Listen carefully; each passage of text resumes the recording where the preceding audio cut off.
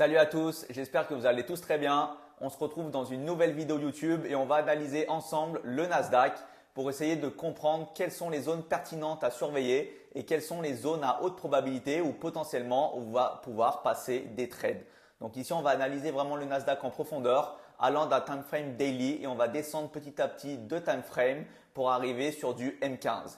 Et on verra qu'on aura des analyses de plus en plus détaillées et de plus en plus affinées. Donc là, c'est parti, on commence directement. Donc vous voyez ici, on est sur le Nasdaq Futur en M15. Vous le voyez ici par rapport à la grosse chute qu'il y a eu, notamment par rapport au carry trade du mois d'août, début août, on a bien récupéré, on a eu un très fort rebond avec un très fort momentum haussier. Vous le voyez ici, si on trace un Fibonacci de tout le mouvement complet en daily, on a vraiment réagi sur les 50% de Fibo aux alentours des 17 500. Et ensuite, avec cette longue mèche, donc là, les acheteurs étaient vraiment présents et ensuite, on a vraiment rebondi.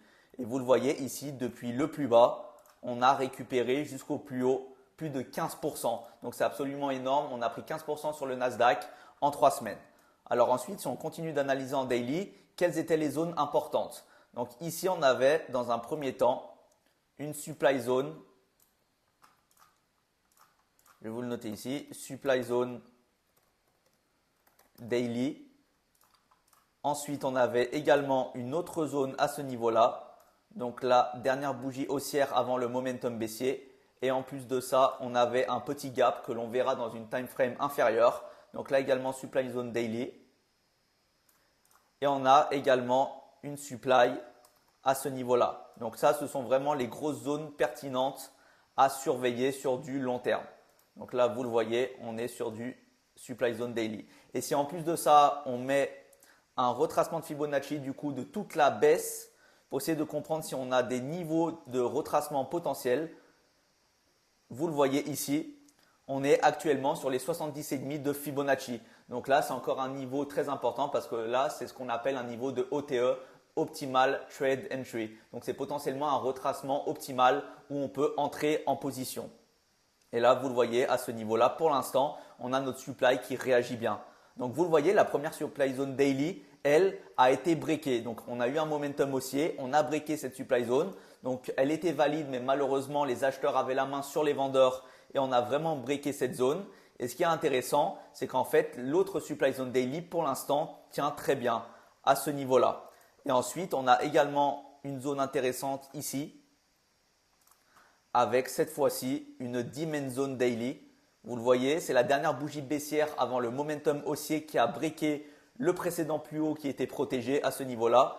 Et là, je vais vous le noter ici. Donc, ça peut être intéressant si jamais on a un retracement du marché dans la tendance haussière. Alors, on va pouvoir potentiellement revenir à ce niveau-là.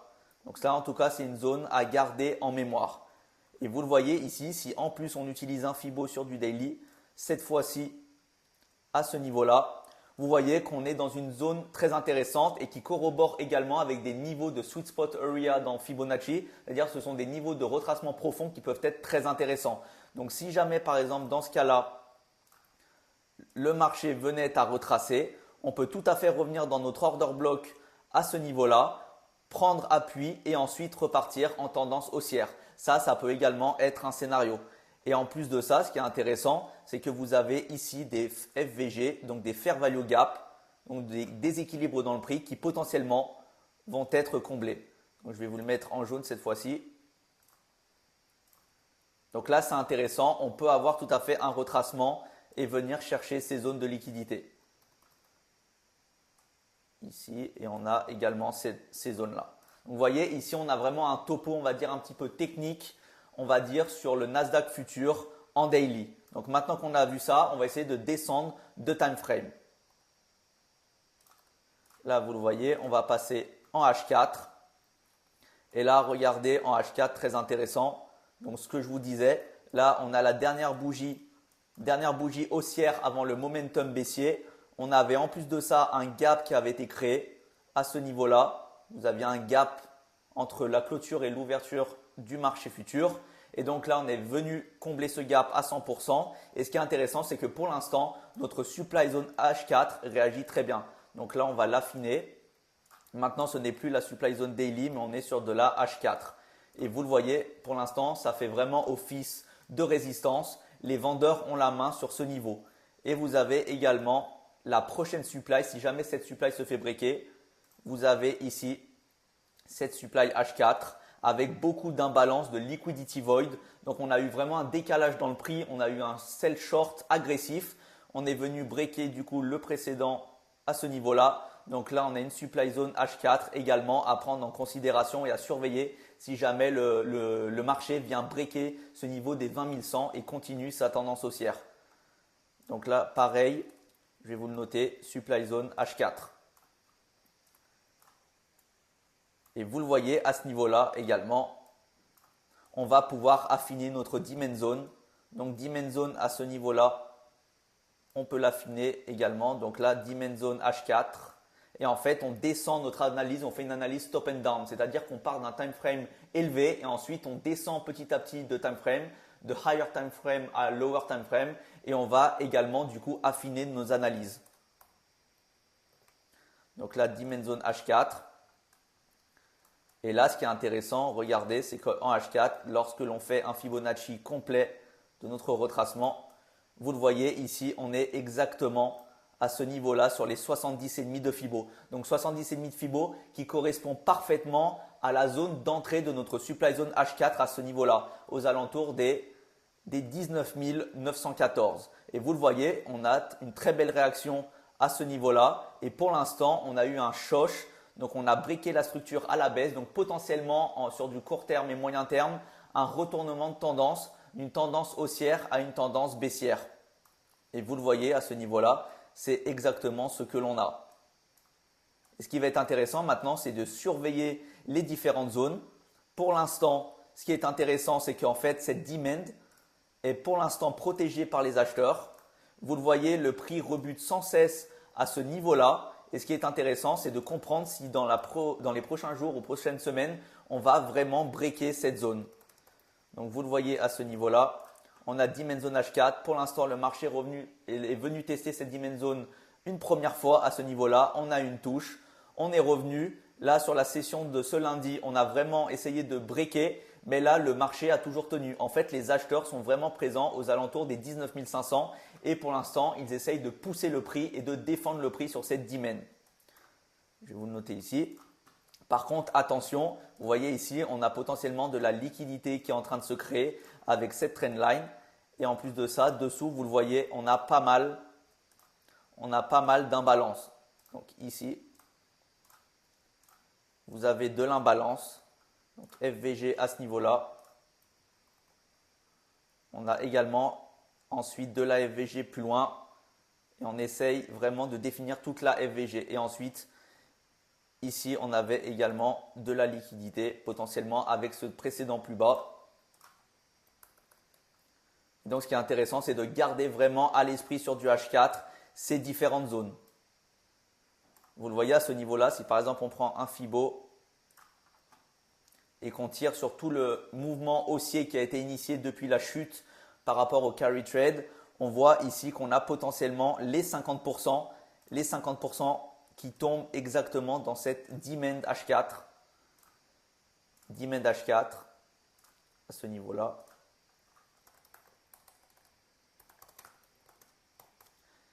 Et donc demand zone ici qui correspond parfaitement avec la dernière bougie baissière qui a donné l'impulsion ensuite. Et là, ça correspond exactement aux 50% de Fibonacci.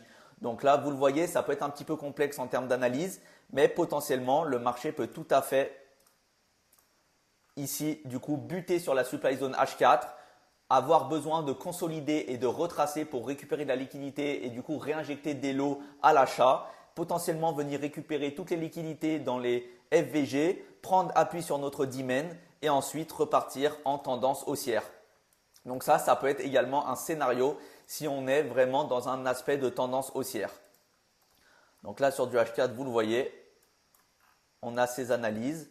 Et par contre, si on est dans un autre scénario, du coup, un billet plutôt baissier, alors vous le voyez à ce niveau-là, si on vient breaker notre demand, donc là, vous l'avez vu, on était sur les niveaux de 70 de Fibo.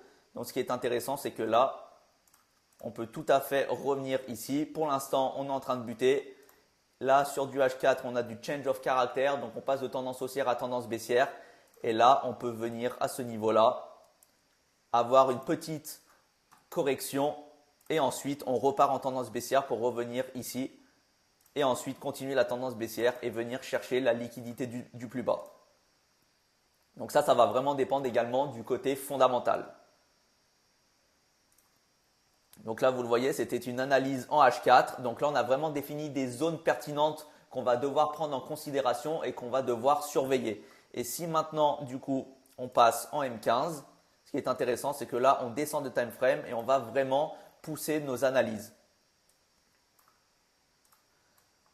Donc ici, vous le voyez, on a toujours notre trendline avec potentiellement de la liquidité à venir chercher. Ici, vous le voyez, on a poussé le prix, on est dans notre supply zone H4. Donc là, vous le voyez, ici, on a bien poussé le prix à ce niveau-là. Donc là, on a eu vraiment les vendeurs qui se sont manifestés. Vous le voyez, quelle est la dernière bougie haussière qui a poussé le prix à la baisse et qui a breaké du coup le précédent BOS? Donc c'est exactement cette bougie. Donc là, c'était une supply zone. Donc là, je vous le note ici. Supply zone M15 et vous le voyez, regardez encore une fois la pertinence des analyses. Le marché est venu notamment sur la journée de vendredi dernier avec notamment le discours de Jérôme Powell à la conférence de Jackson Hole. On est venu exactement à ce niveau-là, donc intersection de la supply zone M15 et les 70,5 de Fibonacci aux alentours des 19 882, 885. Et vous le voyez ici ensuite, bim, direct, une très belle réaction. Et là, sur la journée également de lundi, on est venu breaker ce niveau. Donc, ce qui va être intéressant maintenant, c'est de comprendre quelle va être la suite. Vous le voyez, on a une trendline potentiellement à aller breaker. Là, on a initié un short. On a à ce niveau-là une phase de consolidation. Donc là, je vais vous le mettre en blanc, phase de consolidation. On a à ce niveau-là la dernière bougie haussière avant le momentum baissier qui a breaké, on va dire, qui a breaké ce niveau-là et qui a également breaké ce niveau-là. Donc vous le voyez ici, cette dernière bougie haussière, elle va nous intéresser. Donc là, on a une supply zone M15.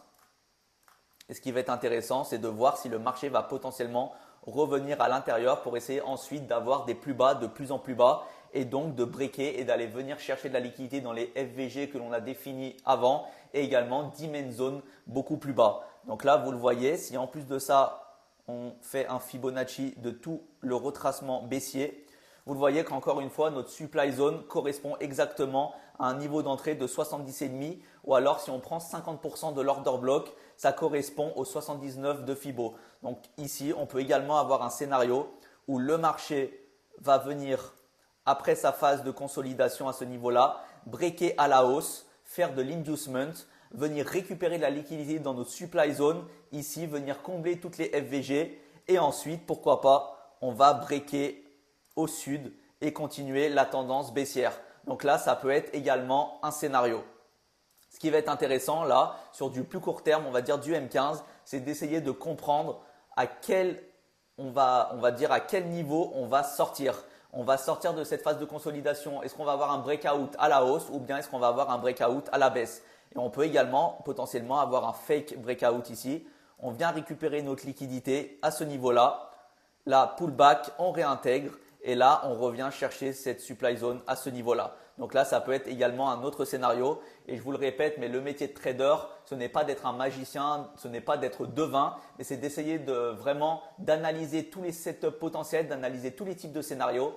Et ensuite, en fonction de ce que le marché nous donne comme information, de trader ce que l'on voit et de trader en fonction de nos données techniques et de nos données fondamentales. Et vous le voyez, ici, on a vraiment établi différents scénarios à la fois dans des time frames élevés comme du H4 et du daily et on est également plus ici sur de l'intraday avec des time frames en M15 pour essayer d'avoir des setups de trade qui soient intéressants. Et vous le voyez ici, on a potentiellement un trade très intéressant si jamais on veut shorter le marché après qu'on ait récupéré aux alentours des 19 750, alors on peut récupérer ici toutes les liquidity void. Donc en fait ici ce sont toutes les imbalances qui ont été créées avec le très fort momentum haussier. On aura également une zone intéressante ici. Donc la dernière bougie baissière avant la très forte impulsion haussière. Donc là, on a notre demand. Et donc ce qui sera intéressant, c'est que potentiellement, on va venir à ce niveau-là. On vient récupérer dans notre dimen et ensuite on peut tout à fait repartir en tendance haussière. Donc là, ça peut également être un scénario à prendre en considération. Et voilà, je vous dis vraiment, si vous êtes novice, prenez du temps sur les marchés, passez du temps, mettez-vous au travail entre guillemets et vous allez le voir, plus vous allez avoir de l'expérience, plus vous allez devenir expert dans votre marché. Ça ne sert à rien entre guillemets de trader 50 marchés. Devenez expert d'un marché et en fait, vous comprendrez comment les order flow fonctionnent, comment les acteurs majeurs injectent les lots sur les marchés et vous le verrez, vous allez avoir une compréhension d'autant plus globale et de plus en plus détaillée à force de regarder les marchés et de regarder ces mouvements. En tout cas, j'espère que ces analyses vont pouvoir vous aider. Si vous tradez le Nasdaq, du coup, je vous ai donné des zones très pertinentes que vous pouvez noter. Vous pouvez également revoir la vidéo plusieurs fois pour essayer de refaire vous-même vos analyses. Et si jamais vous tradez d'autres actifs, alors essayez de checker ce que j'ai fait ici sur le Nasdaq et de colporter ça du coup sur vos actifs que vous allez trader. Et vous allez le voir, en fait, les analyses, c'est tout le temps la même chose. Il suffit de vraiment devenir expert de votre actif. Donc en tout cas, j'espère que ça a été clair pour vous. N'hésitez pas à me dire en commentaire s'il y a des choses un petit peu complexes. C'est vrai que là, ça peut paraître un peu complexe en termes d'analyse technique, mais n'hésitez pas, si vous avez des questions, j'y répondrai avec plaisir. En tout cas, n'hésitez pas à partager et également à vous abonner à la chaîne. On va créer de plus en plus de contenu, en tout cas beaucoup de contenu qualitatif avec beaucoup de plus-value qui vont vous permettre de devenir meilleur sur les marchés et j'espère pour vous de devenir rentable sur les marchés. En tout cas, je n'ai aucun doute. Merci à vous encore une fois d'avoir suivi cette vidéo et on se retrouve pour une prochaine vidéo.